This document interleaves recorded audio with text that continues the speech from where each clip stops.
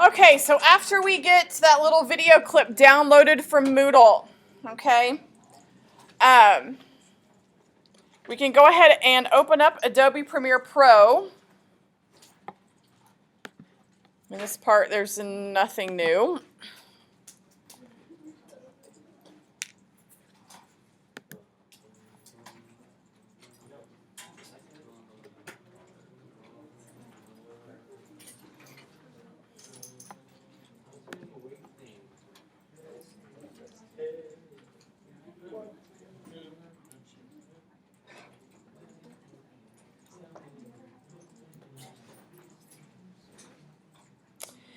And once we get into Premiere Pro, okay, we've already imported videos and audio. You guys pictures and audio. And we did that with the first project, okay? Video is not any different, okay? You're going to be importing in your video. Now, I'm going to remind you of this probably 5,000 times and you'll get sick of hearing me, okay? But, like, what is it? I have to say it 14 times before it even starts remotely sinking into your brains, okay? So, after 14, I'm just going to keep on going to remind you of this, okay? The video clips work the same way as your picture clips. So when you get the video off of the cameras, okay, you need to save those video files, okay, into your project folder on your flash drive. So every time in here that you create a project or we have a new project, you need to make a folder on your flash drive and everything for that project needs to be saved in that folder. Okay, some of you had problems and issues with that, and how you know that that is a problem is when you open up your Premiere project and all the places where you had pictures has like a red background with like weird symbols and stuff on it. Okay, that means that, oh, okay, well, you saved your project in this folder, but now I'm trying to find it and I can't find it in that folder. Okay. Because computers and software is only as smart as the person operating it, okay? So it can't magically go out and find your files. So you have to make sure wherever your Premiere project is saved, all of your files for the project are saved in that exact same location.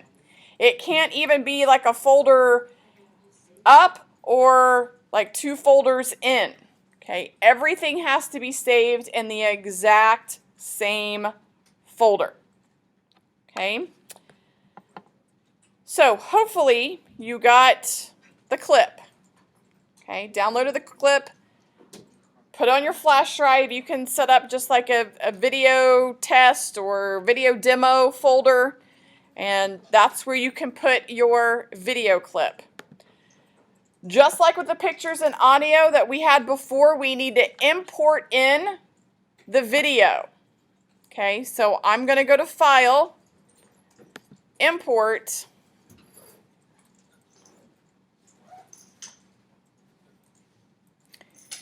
and I'm going to import in that video clip.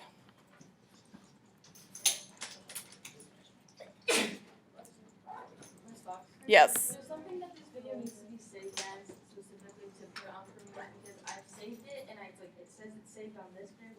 Okay, did you download it? Oh, I know it's heavy memory usage. Don't scream at me. Yeah, you have to save it. And you don't open a project, you start a new project and you import it. Did you start a new Premiere project?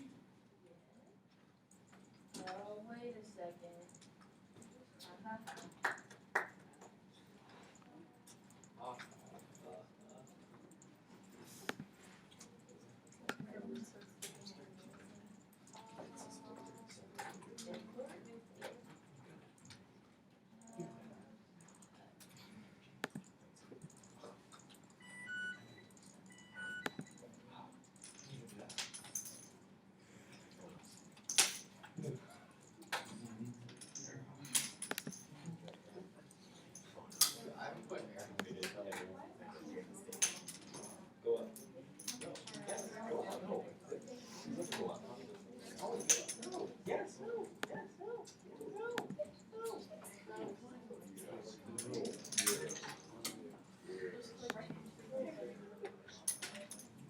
Any other problems getting the video?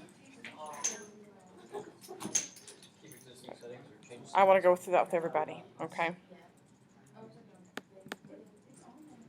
Oh, just importing.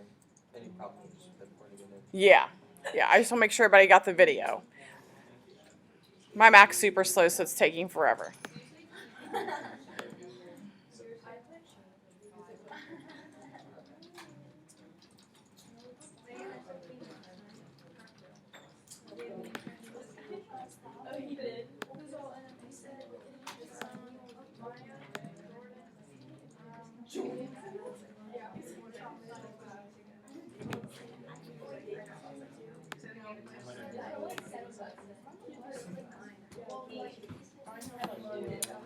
Everyone get it to import, okay.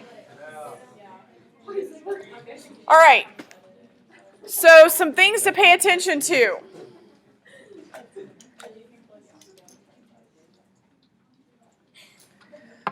All right, once you've imported it in, obviously it's down here in the project window where when you imported in pictures and audio, that's where all of your files were before.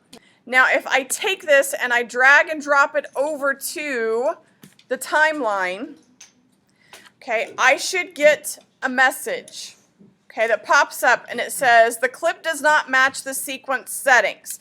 The sequence setting is that first little window that opens up and usually saves it as sequence 1, and those are kind of like presets, okay?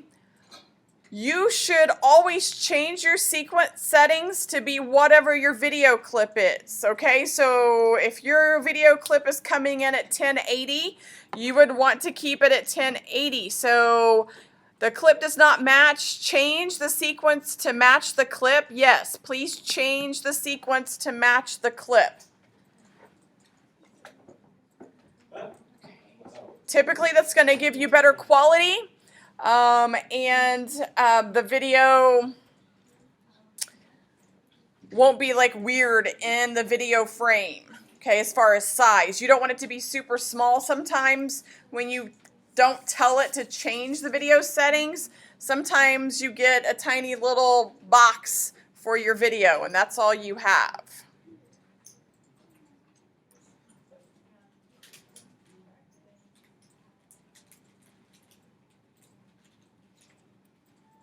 Okay?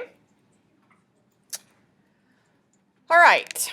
So let's talk about how we could do some things that you will probably want to do. The first thing that I like to show you how to do is how to separate your video from your audio, because a lot of times whenever you're recording, you don't necessarily want the audio that you've recorded. Sometimes you just want the video part, okay? Or maybe vice versa. Okay, maybe you've used your camera because you want to record some audio, but you don't want the video clip, okay? So what you have to do is you have to unlink the video clip into its two parts, the video part and the audio part.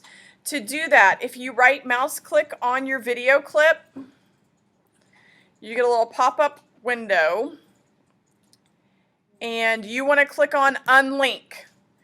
This unlinks the video and the audio clip, so now you can edit them individually if you choose to do so. Now, obviously, you wouldn't want to do this if you wanted to keep your video and audio synced together, okay? Because watch what happens when if I move just the audio clip, I've moved just the audio clip because I've unlinked the two of them. Okay, so you don't ever want to end up with a video where people are talking and the audio doesn't match their mouth. You guys have seen those, right? Those are cringy. All right, you don't want that to happen. Okay, so the only time you're unlinking your video from your audio is, you know, maybe you want to play, like this is just a kind of music in the background and the little girl talking. You know, maybe you want to take that audio out and just replace it with, you know, a music clip. Okay, then that's when you would want to unlink your video from your audio so that you could do that. Okay? Otherwise, you would want to leave these linked together. Okay? And if you want them linked back together, okay, all you have to do is click on your video link, hold down the shift key, click on your audio link so that they're both selected at the same time. Right mouse click, and you can link those back together again.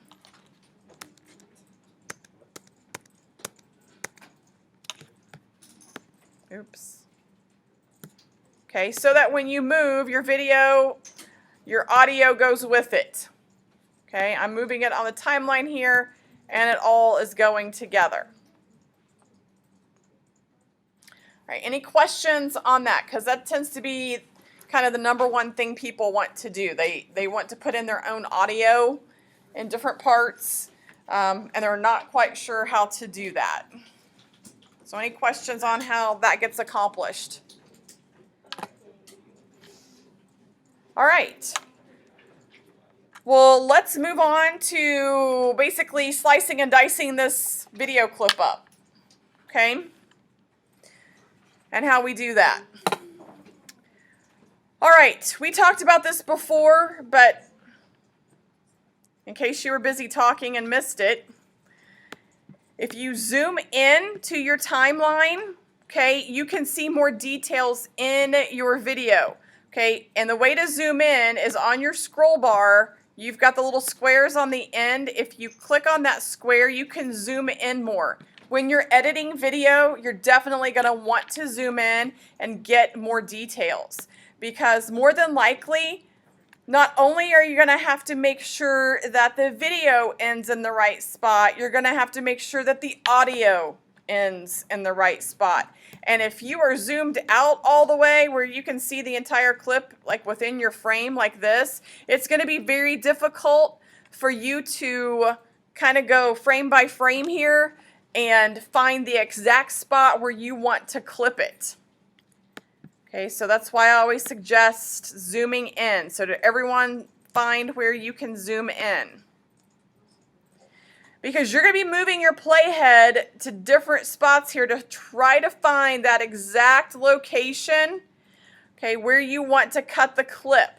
Now, what you have to pay attention to so your video is not choppy, okay, maybe you want to put something in at this point where you have the extreme close-up, okay, of this person.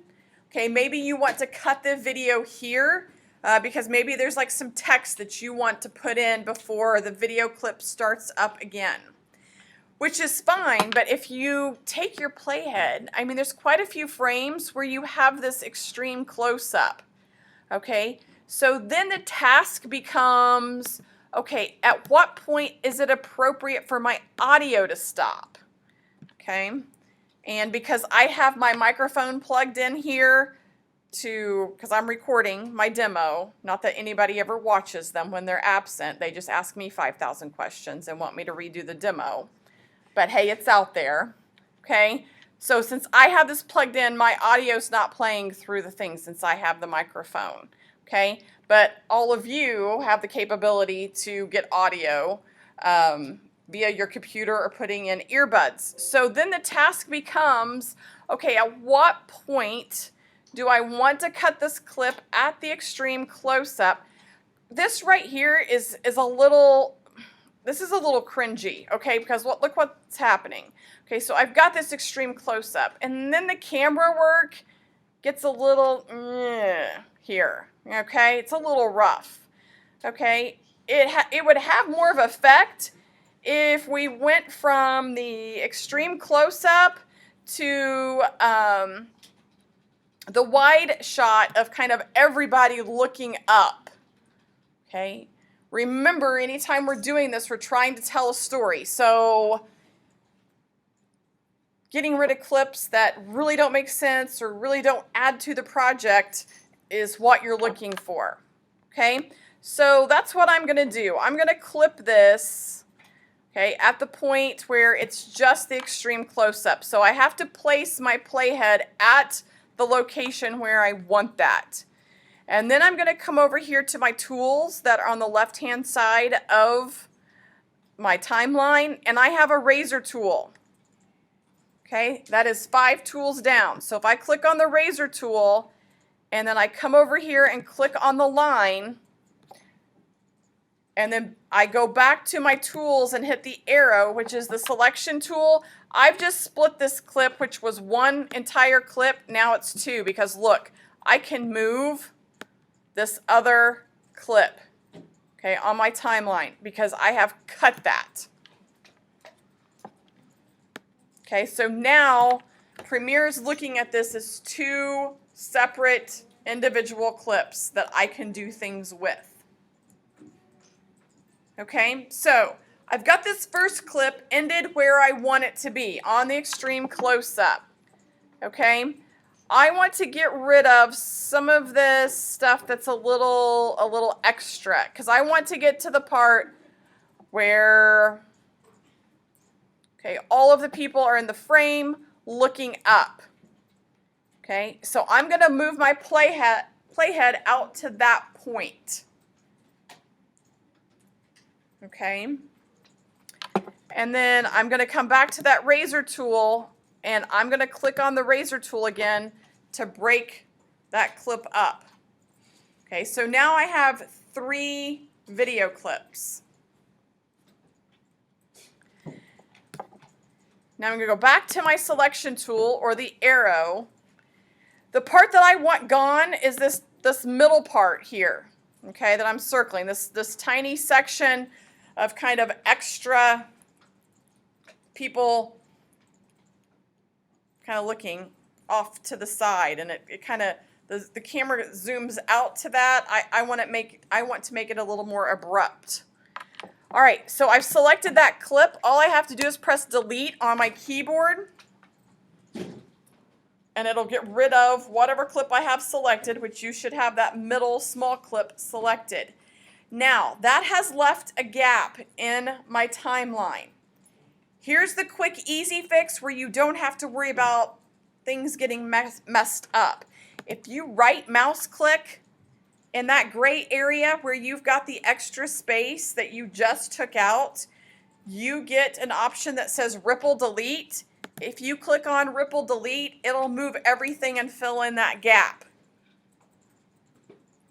A lot of times that's a lot easier to do than you sitting there dragging and dropping it, because sometimes when you drag and drop things, it gets a little confused or the timing's not quite right. Whereas if you right mouse click the gap and tell it to ripple delete, it'll automatically fill that in.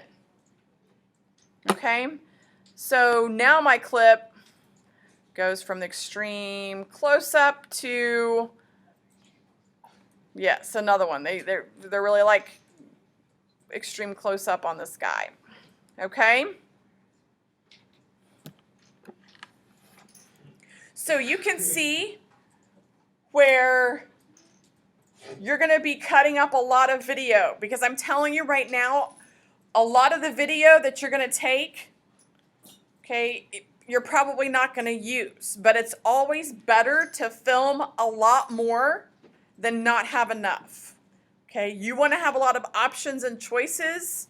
If you've filmed and you have not recorded a lot of video, you're not going to have a lot of options. Okay, so I always say over film. Okay, these cameras, the SD cards in them are 64 gigabyte cards, so they hold quite a bit. So, you know, take as much video as you want, because when you're in the editing process and you're cutting things out, moving clips around and doing all of that, a lot of times you get to the point where you're like, oh man, I'm not going to have enough footage. Okay, so overshoot, overfilm, that's completely fine. Okay, it's better to have a bunch of stuff that you can get rid of than not enough stuff to add in. Now, everything else works the same as what you did with the Famous Person project. You want to add in text? Okay, you go to create a text overlay. All right, so you go up to title, you go to new title, you go to default still. Same thing as you did before. And you put in your text, and then you decide, do I want the text to work like an overlay on top of the picture.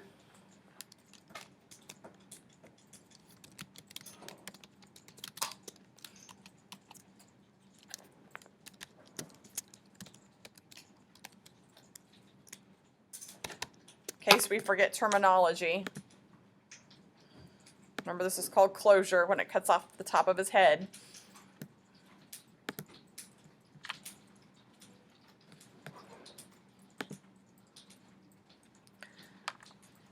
Okay, the text still comes down into your project files like it did with your famous person project, and then if you want it to play over top of the video, then you put it on video line number 2.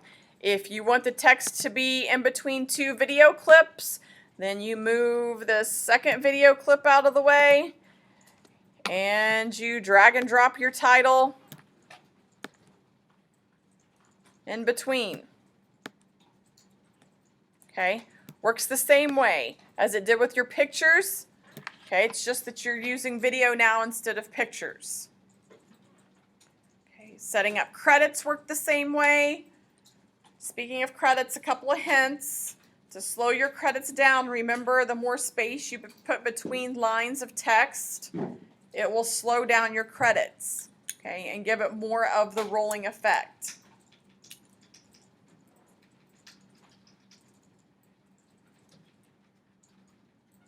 So any questions on how those things that we've done already work within video, like adding text, editing your sound? Is everybody still, I mean, your guys' fades were pretty good. I was impressed with the first project.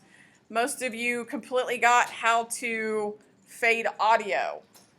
Okay, do you want me to go over how to fade audio again? I'd be more than happy to if anybody wants me to. Or does everybody understand the process of fading your audio? Yes. Okay, don't be afraid to ask. Okay, because there might be other people who want to ask, but that just are afraid to. Because if not, I'm going to move on. I'm going to sit here and show you how to do things that you already know how to do.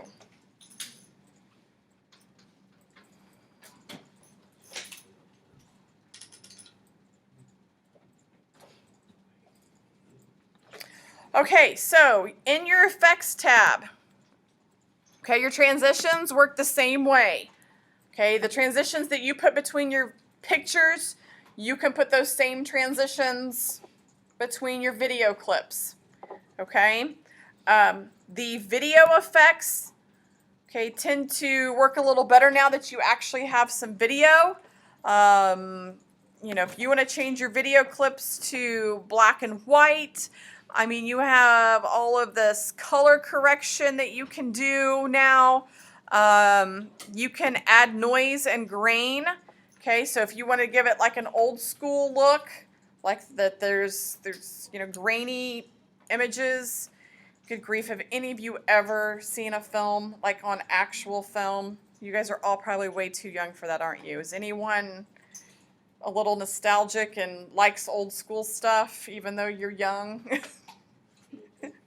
Okay, I mean, back in the day, I'm going to get away from my age here. Back in the day when we watched movies in class, okay, they rolled in a big projector with the 2 reels on it. Okay, so the film, okay, film was not quality like film is today because everything's digital. Back then, everything was analog, okay, or on film. Okay, so it had scratches and grainy parts to it. So if you want to do something that has that kind of look, okay, you've got different effects. And these effects work.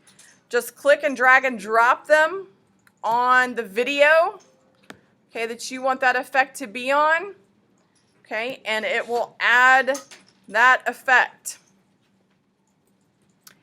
It works the same as it did with pictures. Once you drag and drop an effect onto the video clip that you're working on, up here at the top are all of your effect controls. So if that's not doing exactly what you want to do, like I told it to add noise, okay? if I want to tweak that a little more, I can do that up here in the effects control. I can control if I want less noise, which just means kind of a grainy look. Has nothing to do with the volume, okay, we're talking about noise. Okay, so you have control over, you know, how little, how much that you want to do. See, look, I just added noise to this. You guys can see the effect that has. Back in the day, that's how we had to watch TV. We didn't have clear pictures. That was the norm. Okay, so just depending on what type of effect that you're wanting to add to your video,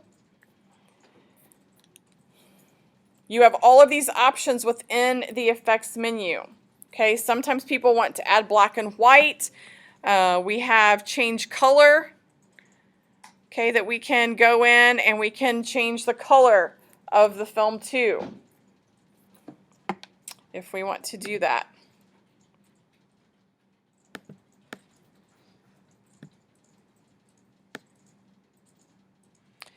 And in the change color, you know, sometimes you might want to add a different color feel to it.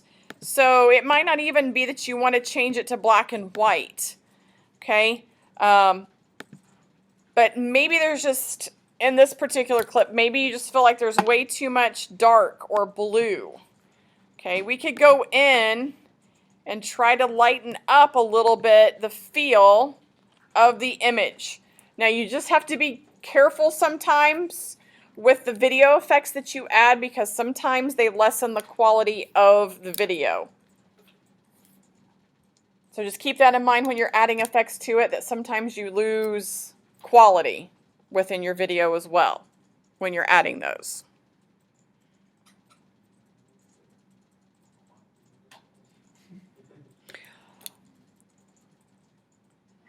All right, is there anything that when you were working with the pictures, when you were working with the Famous Person Project, that you're like, wow, I wish I really knew how to do this? There's something that you thought of that you wish you knew how to do?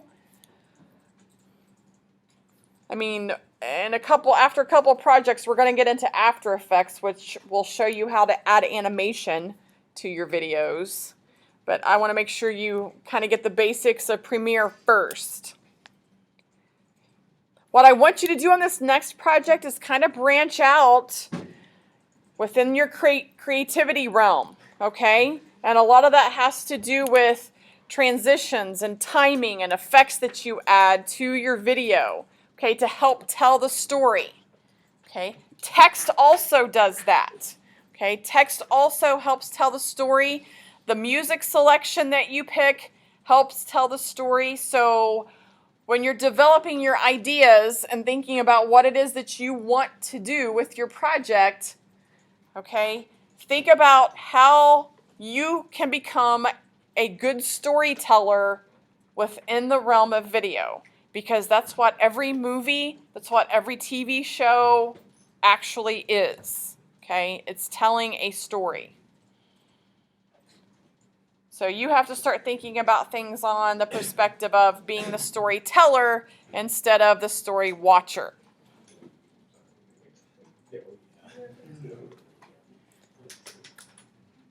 So no one had anything? Is there anything that you discovered that you want to share with the rest of the class that you thought was a cool effect, Matt? Control. Huh? Control. Adding resolve. Oh. And a drag and drop. Yes. There are shortcut keys. There's a lot of shortcut keys for Adobe Premiere. Matt mentioned one, Control D. Okay, that automatically added in the dissolve transition instead of him having to constantly drag and drop it over. Okay, there's tons of cheat sheets out on the internet as far as what are the shortcut keys to Premiere Pro. If you are a shortcut key person and like those, then I would suggest going out to the internet and just typing in Adobe Premiere Pro. The version we're using is CS6. So you could go out and find, I'm sure, a lot of PDF files that would have a listing of shortcuts.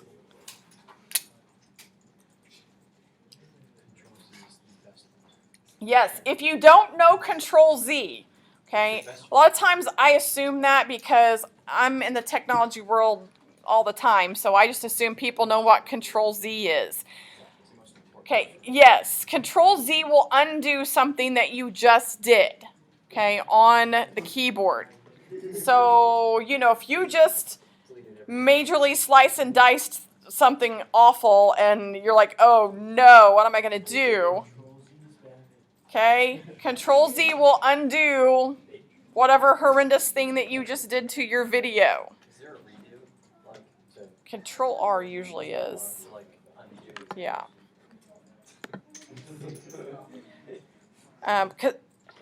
Because mine's a Mac, so it's different. Because it's like 3 keys. Go to Edit. Go up to Edit on the menu bar. And there should be a redo. Does it have a shortcut key beside of it? Yeah. Just an extra. Yep. Yep. A lot of times on your menus up here at the top, it gives you the shortcut key beside of it. Now, mine are all Macs, so you wouldn't want to look at the Mac shortcut keys because the PC ones are totally different. Huh? Yeah. Okay. So if you're a shortcut key person, yes, there are lots of shortcut keys in Premiere that you can use. Megan? Yeah, I saw. Control T, Megan said Control T is title. So if you just want to quickly add in text without having to go up to the menu bar, okay, Control T will just add in a title slide for you. Control S is save. Control S is save. Okay, so if you just want to quickly save, that's something else I'm going to be constantly reminding you of in here is to save often. Okay. Adobe products are good for the most part, but man, sometimes they get sketchy on when they want to freeze up and do crazy things and lose your files. And if you save often, it helps. Huh? Oh, as you're importing stuff in? Okay, Megan said Control I is to import. Okay? So just, you know, start exploring those shortcut keys. Control V is aftertaste. Yeah. Everybody knows that. Well, you would be surprised, Evan, at how many people don't know that. Okay, here's the thing, okay? Yes, your age group is social media savvy. That doesn't equate to tech savvy. Those are two totally different things. Because you can post things doesn't mean that you're a tech guru.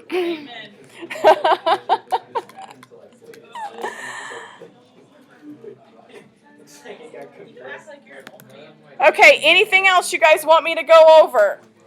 Tomorrow we're going to go over your next project, so I'm going to give you your next project topic.